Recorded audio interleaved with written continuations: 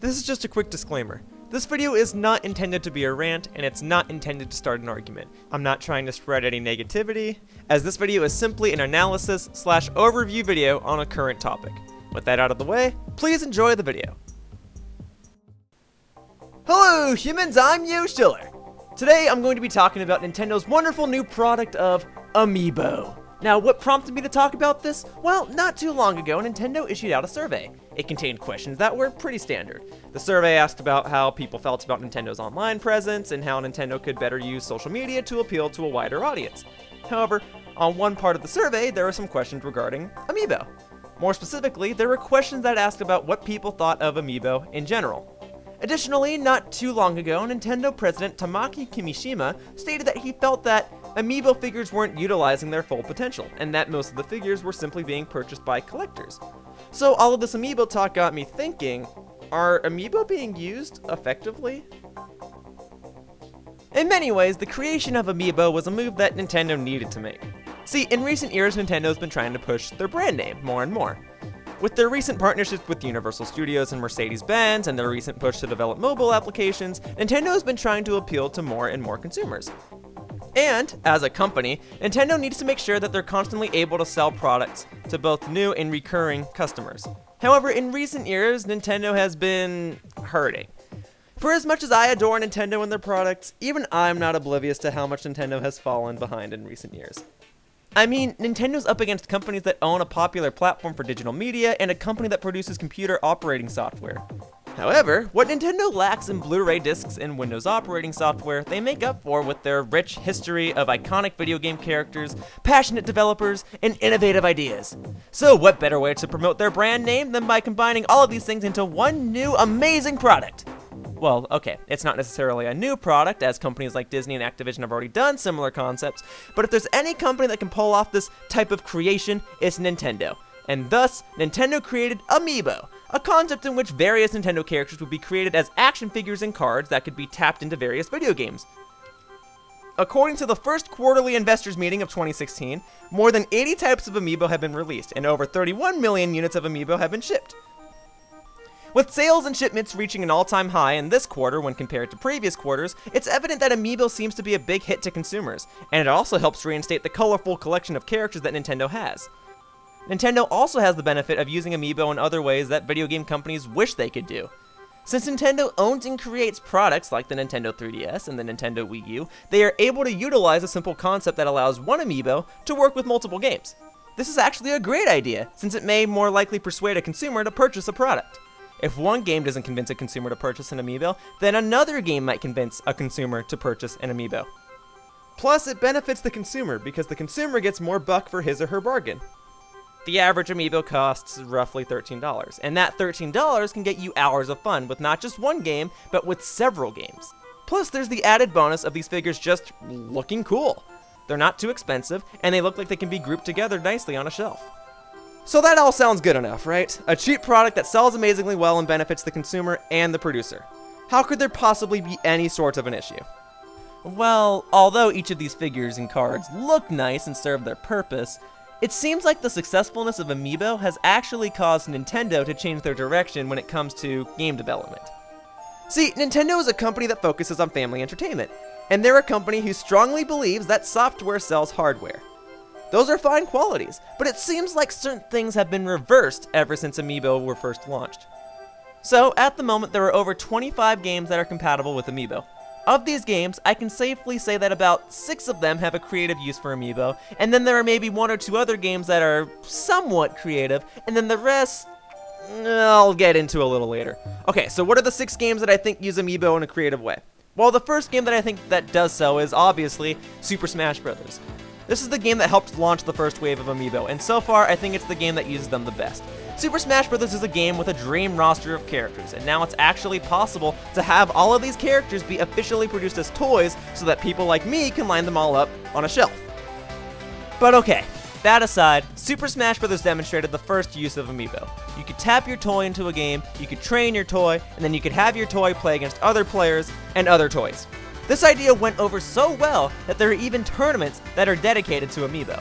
Plus, because of Super Smash Bros., there are Amiibo figures for characters like Sonic and Pac-Man, And because of this, characters like Sonic and Pac-Man can work in a variety of other Nintendo games, not just Super Smash Bros. And I'll touch on this more in a moment. Okay, so the second game that I think uses Amiibo correctly is actually Mario Tennis Ultra Smash.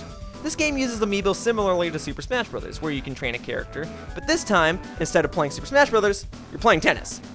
However, unlike Super Smash Bros., you can actually take your Amiibo player and play 2-on-2 doubles matches online. Then you can have your Amiibo act as your teammate while you play against another player and his or her teammate. So I do think that an idea like this is definitely open for potential in future Nintendo games. The next two games that I think use Amiibo properly are Yoshi's Woolly World and Super Mario Maker. I'm putting these two games together because they use Amiibo for a similar purpose. In both games, almost every single Amiibo is compatible, and each one will unlock different costumes that can be used in the game. Now, there are a bunch of Amiibo-compatible games in which Amiibo will simply unlock costumes, but the reason this idea works so well for these two games is because of how many Amiibo are compatible. It doesn't feel like an afterthought.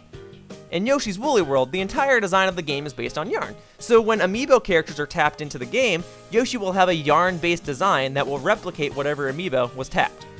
In Super Mario Maker, players can tap in Amiibo to unlock different costumes that are based on the original Super Mario Bros. Design. So in that regard, you can feel like you're playing as these characters in the original Super Mario Bros.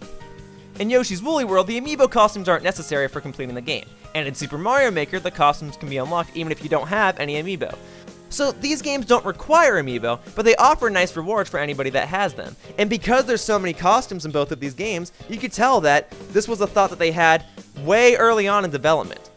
Plus, it's cool seeing characters like Mega Man and Sonic being in Yoshi's Woolly World and Super Mario Maker. Amiibo allow for so many crossover opportunities. And speaking of crossover opportunities, the final two games that I think use Amiibo properly are Codename Steam and Fire Emblem Fates. These games allow certain Amiibo to be tapped in to unlock side stories and extra characters. And I think that this is cool because it kind of acts like a reward. You get to play an extra story or fight as an extra character. It's almost like downloadable content. I'll bring up this idea again later in the video, but for now, I think that these are two games that positively use Amiibo. I did mention that there was one additional game where I thought the idea of Amiibo was okay at best, and that goes to Animal Crossing Happy Home Designer. However, the reason I give this game an okay and not a great is because of how the Amiibo are integrated. The actual integration of Amiibo in this game is a little unfair, if I'm being honest. For this game, Amiibo cards were created, since cards are easier to produce than figures, and there are over 100 characters that can be tapped into the game. So with the idea of Amiibo cards, people treat them like trading cards. People love trading cards, and the additional benefit of these cards is that they actually do something within these games. But if you don't have the cards, then you have a harder time playing the game, and to me that essentially says that Nintendo wants you to purchase a product in order to play the game properly. That's an idea that I don't agree with, but I do approve of the idea of people trading Amiibo cards around, because that boosts social interactivity.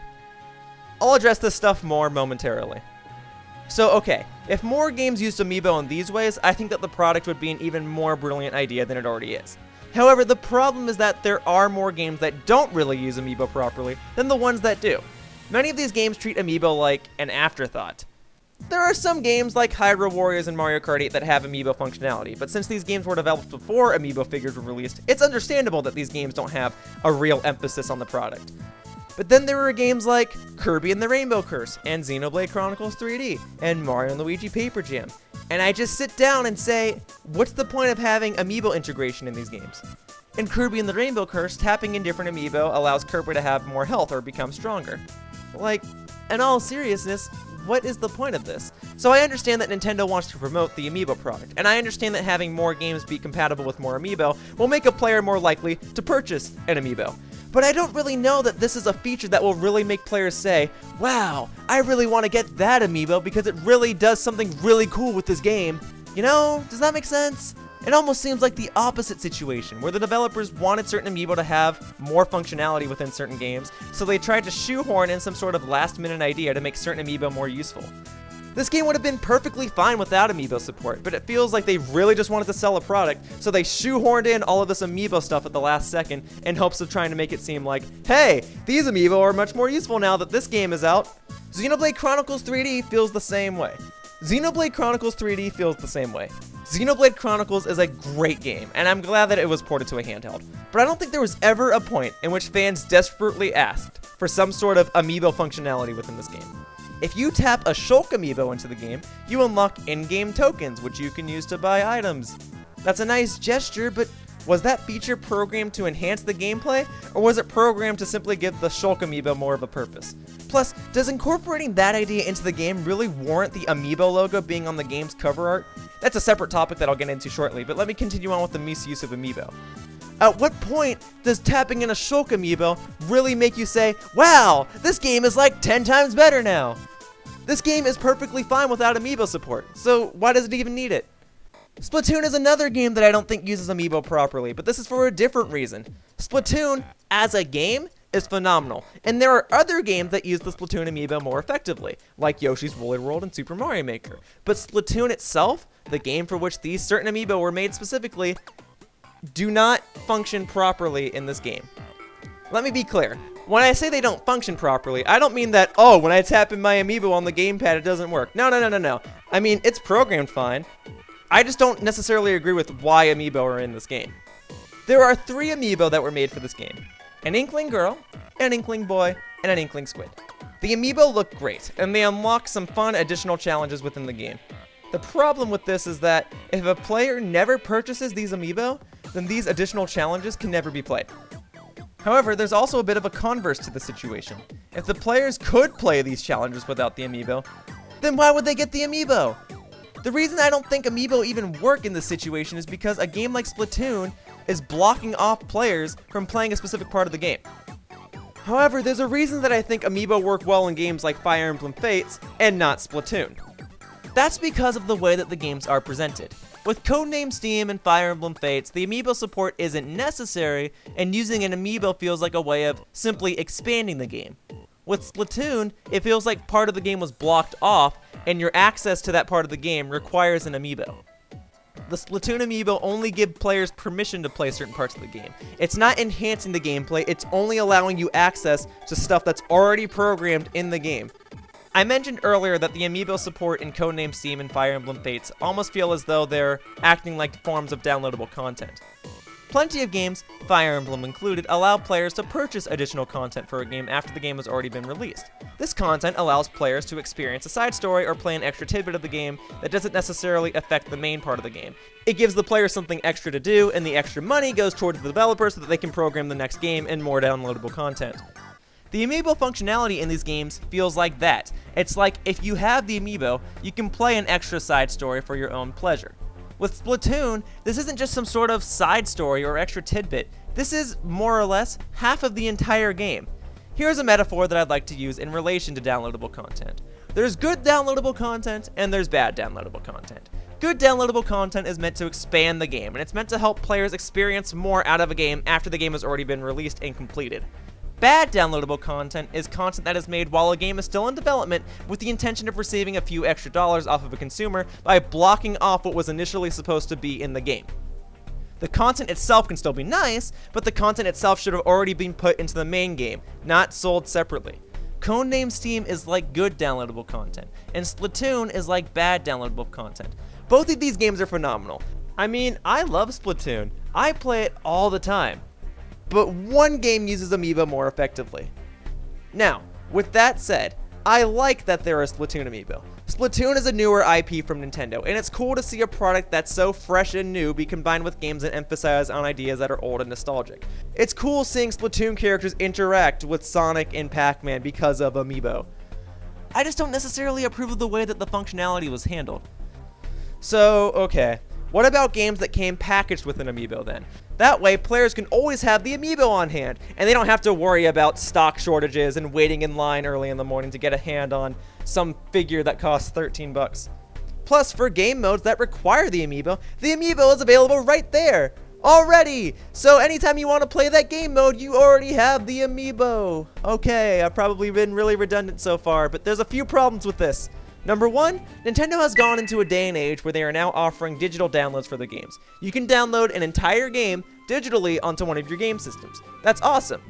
As a result, players would still need to go out and purchase an amiibo anyway if they wanted to play some of these features. So digital downloaders are kind of getting screwed over by Nintendo's amiibo integration. So a game like Animal Crossing Amiibo Festival would be completely pointless to download digitally, because a game like that requires Amiibo to be played.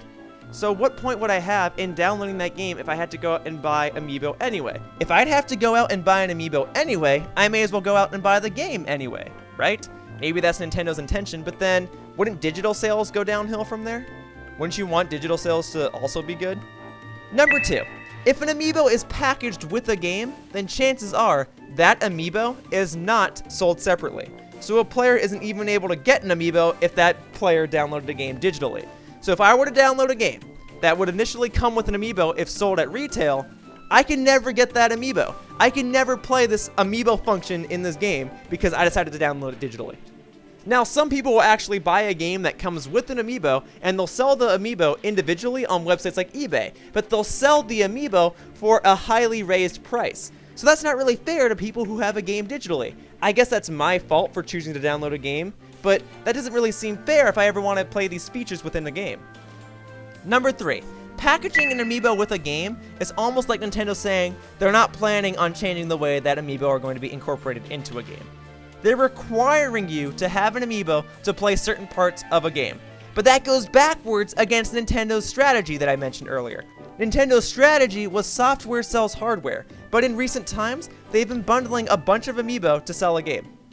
Plus, a lot of games have been incorporating Amiibo support, when honestly, a lot of these games don't even need Amiibo support. Amiibo have been selling fine, but the reason they've been selling fine is because collectors and dedicated fans like the way that they look.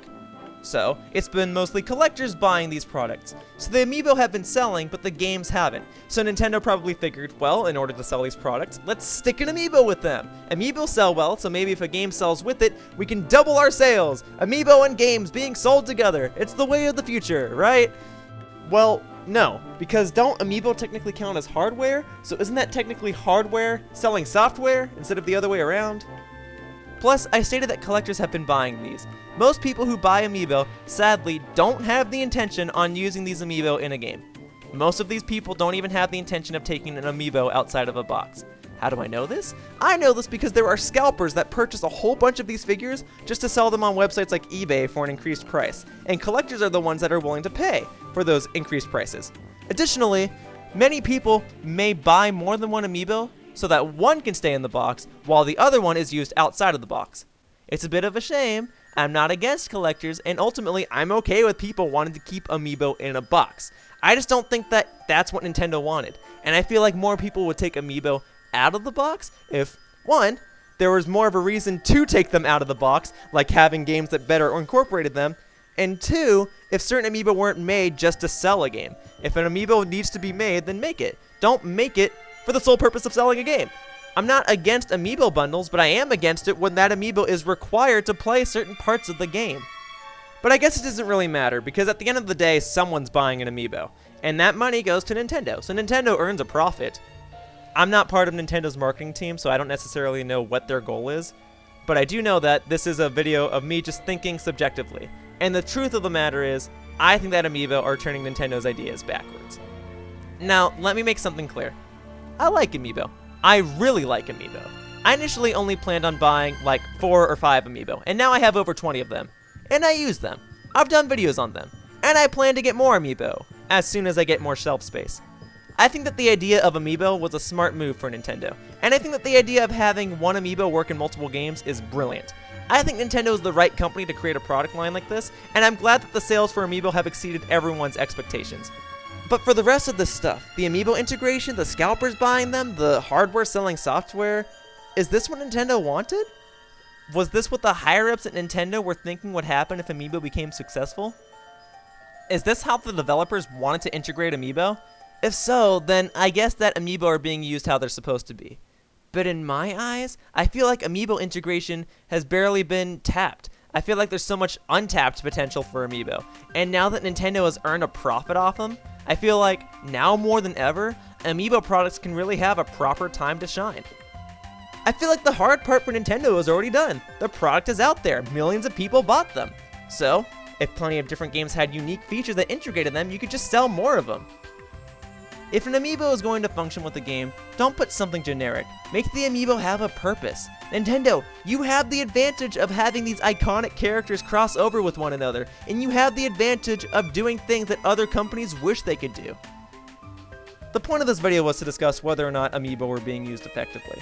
So, are they being used effectively? In the past, sure, and there are games in the present that do use them properly. But what do I think for the future? I don't know. I really like amiibo, I really do. But if I'm being honest, I don't know if people will be so forgiving in the future. This is just some food for thought, and it's just what I've noticed. Opinions can always differ, and of course, things can always change in the future. I'm still gonna go buy amiibo, as long as I'm interested in them, and chances are I'll probably see some of you guys in the waiting lines. But as it stands, I don't think the future for amiibo is so bright. So I guess I'll just have to wait and see what Nintendo has in store for us. For now, that wraps up this video, and I'd like to thank you all for watching. See you all in the future. Bye-bye, humans. Whoosh.